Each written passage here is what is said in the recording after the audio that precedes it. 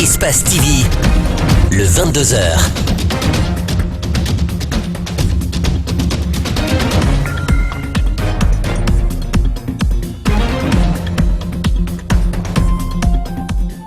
Bonsoir à tous, merci de nous choisir pour vous informer. Bienvenue dans cette grande édition d'information. Tout de suite, les titres. Une réunion d'échange entre les ministres de l'énergie de l'autorité du bassin du Niger a eu lieu à Conakry. L'objectif est de valoriser le fleuve Niger à travers la construction de barrages hydrauliques. Saisi ce vendredi d'une importante quantité de drogue et de cannabis par les services du colonel Moussa Tcheboro. Par la même occasion, un homme déguisé en militaire a été aussi arrêté. Les responsables du service antidrogue affirment être déterminés à lutter contre tout trafic illicite en Guinée. Laurent Sadou, présentateur vedette d'Afrique Midi sur RFI, a tiré sa révérence hier jeudi à l'âge de 51 ans. À 18 ans déjà, l'homme avait définitivement quitté l'école pour se consacrer à la radio, notamment à RFI.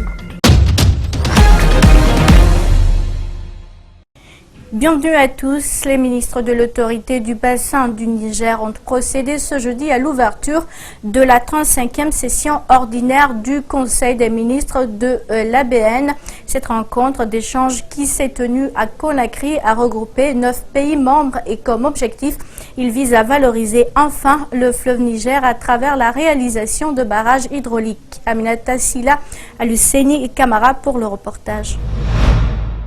Déjà 53 ans depuis sa création, les représentants des pays membres de l'ABN sont soucieux de la sauvegarde et de la protection du fleuve Niger qu'ils ont tous en commun. C'est pourquoi, pendant cette session, l'accent sera mis sur la gestion de ce cours d'eau. Un potentiel hydroélectrique annuel estimé à 30 000 gigawattheures, dont moins de 25% sont exploités. Un cheptel estimé à 30 millions de bovins, 40 millions d'ovins et 50 millions de caprins. Une grande biodiversité très peu explorée. Cet important potentiel que représente le bassin du fleuve Niger est actuellement en voie de dégradation avancée. Les enjeux sont majeurs au dire de la secrétaire exécutive de l'ABN. Selon Mariem, cette institution manque encore de moyens pour la mise en place de sa feuille de route. Je voudrais encourager l'ensemble des pays à continuer d'honorer leur engagement de paiement de contribution à bonne date afin de maintenir la crédibilité de l'ABN. En effet, je ne peux garantir le même niveau de performance du personnel si les salaires ne sont pas assurés régulièrement et si les conditions de travail se détériorent du fait du non-paiement à bonne date des contributions des États. Pas de moyens peut-être, mais la Banque mondiale compte les accompagner à travers son représentant pour la construction des 3 barrages hydroélectriques sur le fleuve Niger, dont le premier en Guinée qui est la FOMI, un autre au Mali et le 3e au Niger. Le système éducatif guinéen se porte mal et même très mal. Pour le réformer, une commission de réflexion avait été mise en place et cette commission vient de rendre public un rapport qui bientôt pourrait être mis en œuvre. Ce vendredi, les membres de cette commission étaient face au ministre de l'enseignement préuniversitaire à qui ils ont soumis le dit document pour son appréciation. À cette rencontre étaient aussi présents des enseignants et la fédération des parents d'élèves. Mohamed Valek Touré, Ibrahima Soumaï était pour nous, suivez. Dans le but de partager ses réflexions et quelques-unes de ses propositions, la Commission nationale de réflexion sur le système éducatif guinéen a décidé de rencontrer les enseignants pour leur expliquer le contenu du dit document. Ce document, dont l'élaboration a duré 2 mois, a été présenté au ministère de l'enseignement préuniversitaire et de l'alphabétisation pour une bonne réforme du secteur. Les revues réalisées sur plusieurs années, aussi bien par les experts nationaux qu'internationaux, ont aujourd'hui validé un diagnostic précis, rigoureux et exhaustif, admis par tous. Ce que nous en retenons est que toutes les faiblesses recensées sur différents aspects ont pour résultat un système éducatif incapable de répondre aux différents besoins des élèves et de leurs parents. Après son diagnostic sur l'état de santé du système éducatif guinéen, la Commission a proposé un certain nombre de réformes, parmi lesquelles la création d'un office du baccalauréat. Dans ce même rapport, il est signalé que c'est une première qu'un gouvernement fasse appel à des experts pour réfléchir sur le système éducatif. nous voulons avoir un débat franc, un débat fructueux pour que le document de base qui va sortir de toute cette concertation et qui sera remis à Monsieur le Président de la République soit une espèce de bréviaire pour voir ce qu'il y a lieu de faire. Ce document de plus de 200 pages n'a pas encore été soumis au Parlement ni au chef de l'État pour sa promulgation. Certaines informations font déjà état de sa mise en application les jours à venir sur instruction du président de la République. C'est un document qui est assujetti à un débat à l'interne, surtout au niveau de l'enseignement préuniversitaire. Le volet qui nous concerne, nous allons le partager avec l'intersyndicale de l'éducation, avec la FEGIPAE, les parents d'élèves. Chacun aura l'opportunité de se prononcer sur le contenu de ce document. Mais d'emblée, moi je suis déjà acquis parce que les personnalités qui ont travaillé sur ce document pendant 1 an, nous les connaissons par leur moralité et par leur formation. Parlons santé dans cette édition. L'essai clinique phase 2 portant sur des candidats. Le vaccin contre le virus Ebola est officiellement lancé en Guinée. Depuis le début de l'opération, une dizaine de volontaires a pris le vaccin. Les médias ont participé à la vaccination d'un citoyen et ont décidé de participer à cet essai clinique.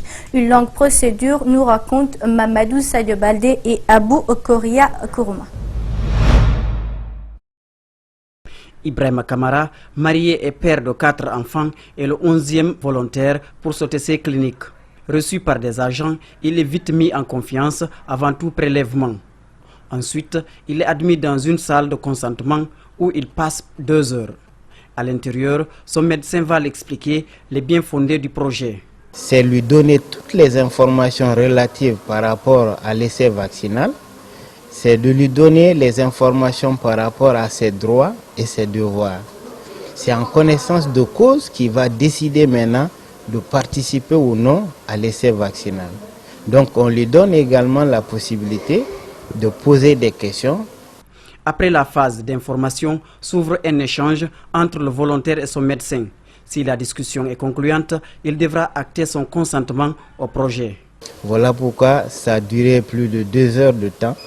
Il était là-bas avec son médecin de façon confidentielle et c'est après, il y a un document qu'il doit signer pour attester qu'il a compris ce qu'on lui a dit et qu'il a signé volontairement de participer à cet essai vaccinal.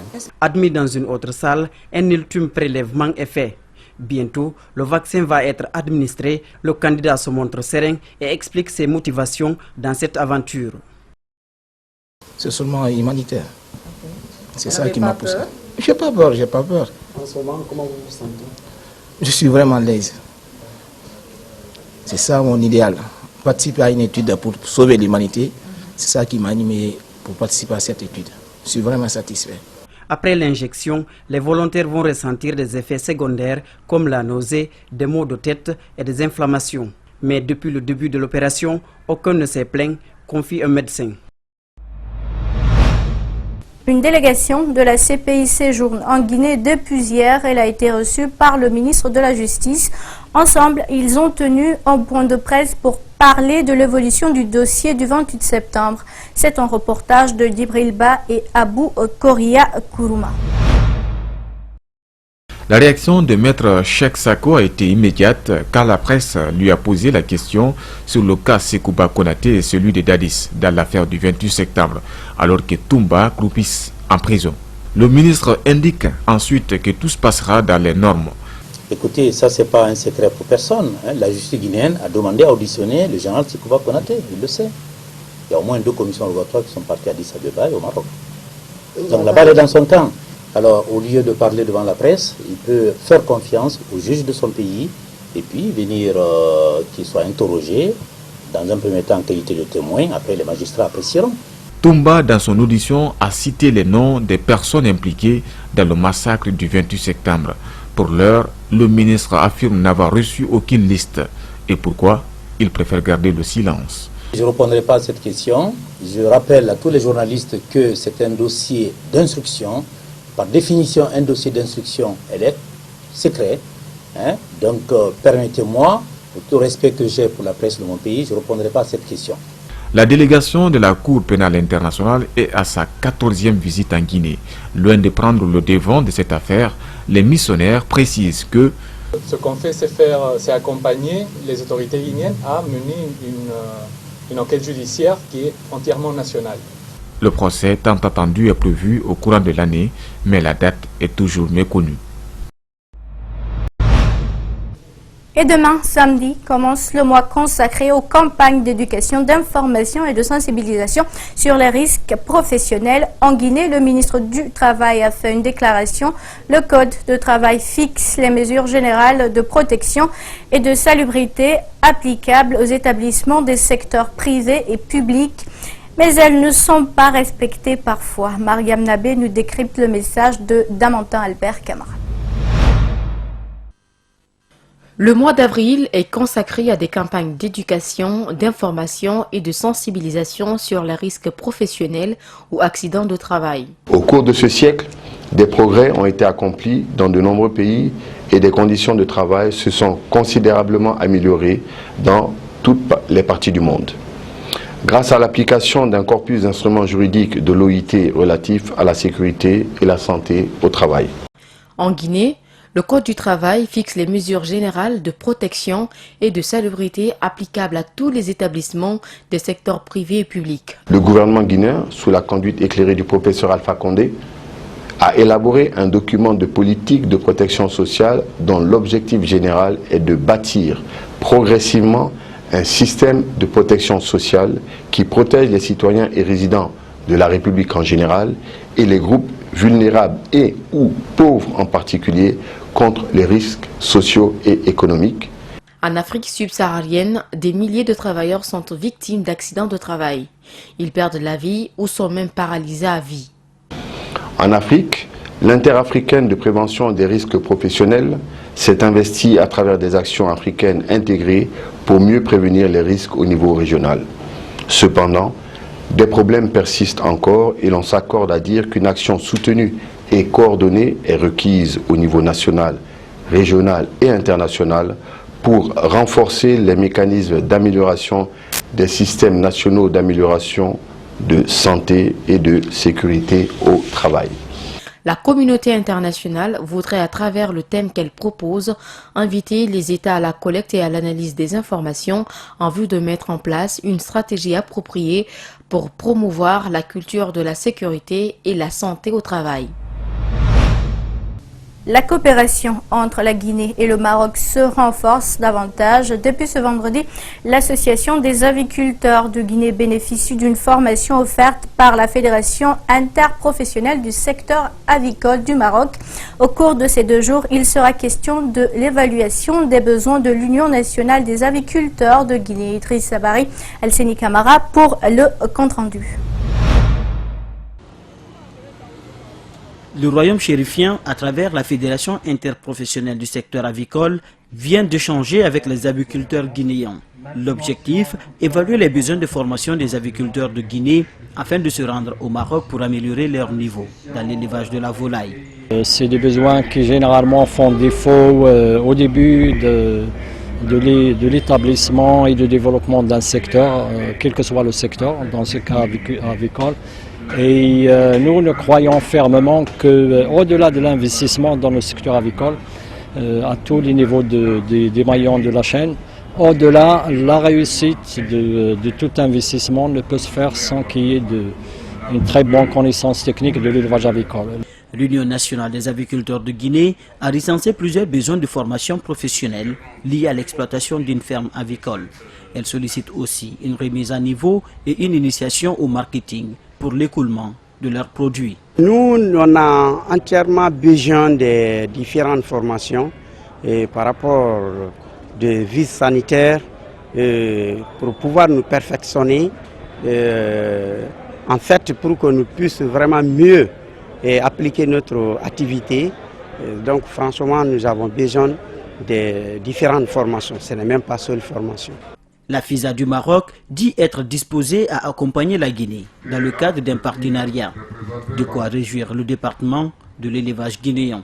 Le ministère apportera un appui institutionnel pour tout besoin est disposé à vraiment répondre présent pour tout appui institutionnel et c'est d'ailleurs notre rôle régalien.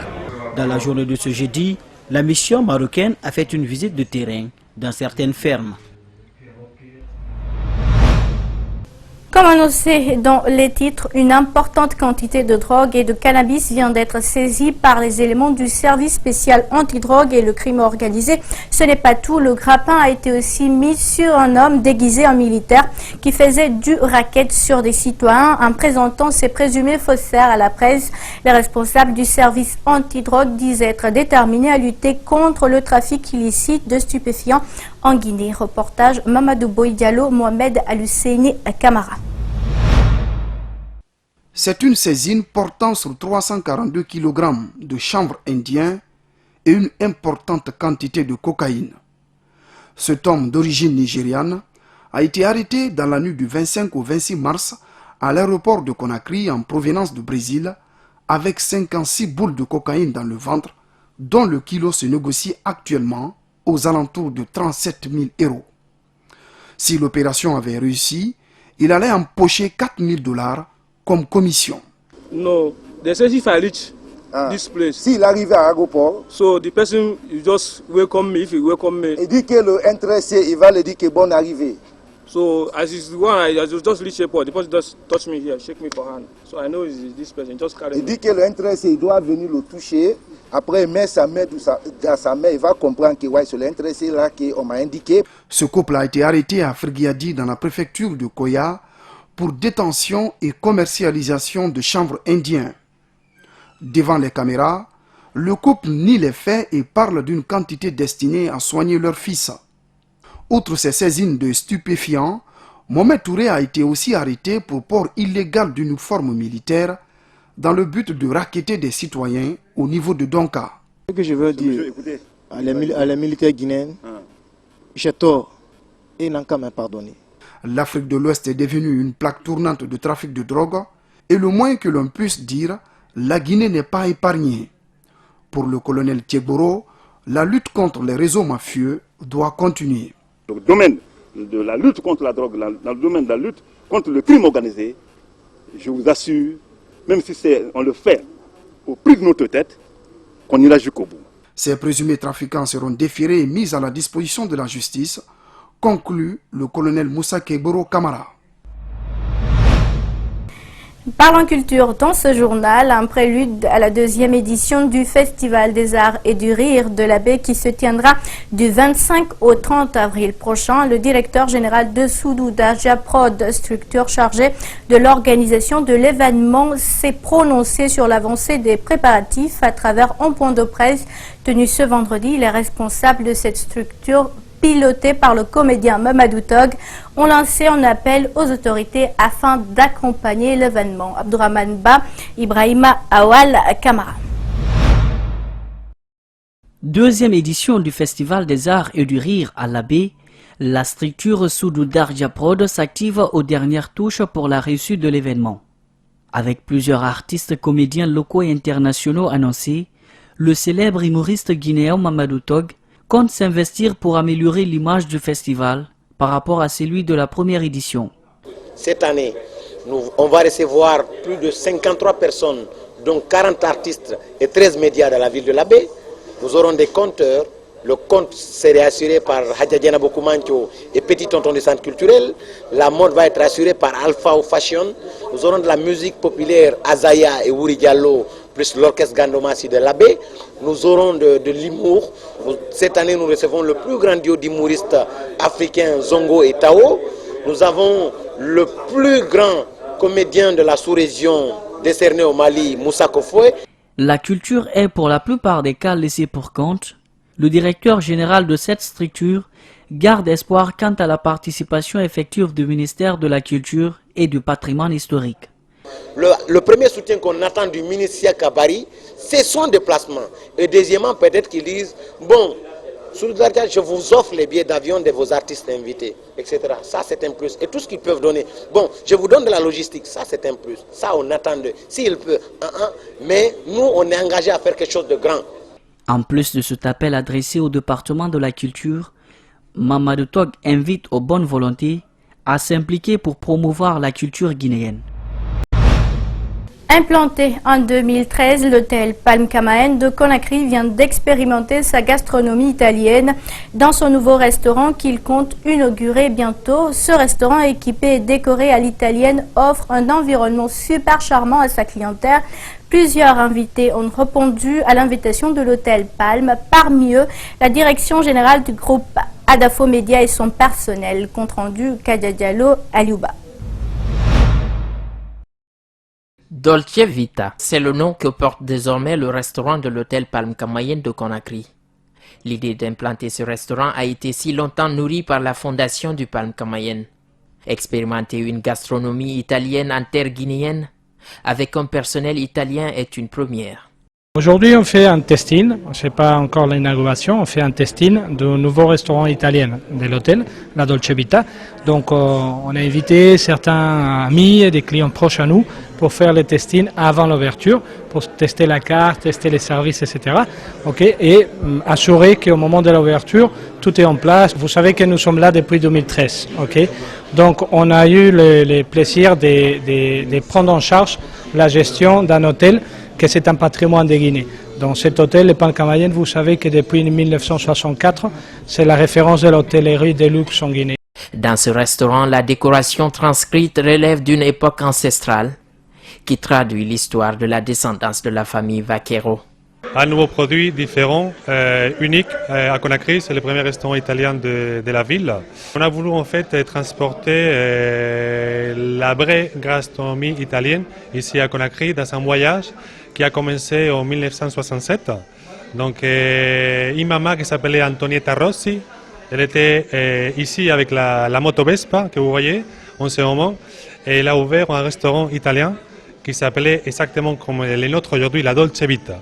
Donc elle prenait tous les jours cette Vespa parce qu'en fait l'usine principale de Vespa, elle était localisée dans le même village où elle a ouvert le restaurant. Avec un super menu, la gastronomie italienne étant une première pour une frange des invités, elle s'offre l'envie d'y revenir. Et on est là parce qu'on est partenaire naturel à Palm Kamaen. Ce que je dis aux gens, c'est s'ils ont besoin d'inviter leurs femmes ou leurs collègues ou leurs amis dans un vrai restaurant où la gastronomie est nickel, où c'est propre, où la décoration est merveilleuse. Vous savez, on nous a expliqué l'histoire de tout ce qu'il y a ici comme décoration. Ce qu'on a l'habitude de voir ici, c'est que les gens ils décorent pour que ça soit beau. Mais ici, chaque tableau a une histoire. Ici, la décoration super chic, on s'y sent comme chez soi pour les visiteurs italiens. Et voilà qui met fin à cette grande édition d'information à tous. Merci de l'avoir suivi. Merci également à l'équipe de la rédaction ainsi qu'à celle technique. Surtout restez avec nous. Nos programmes continuent et bon début de week-end à tous où que vous soyez. Au revoir.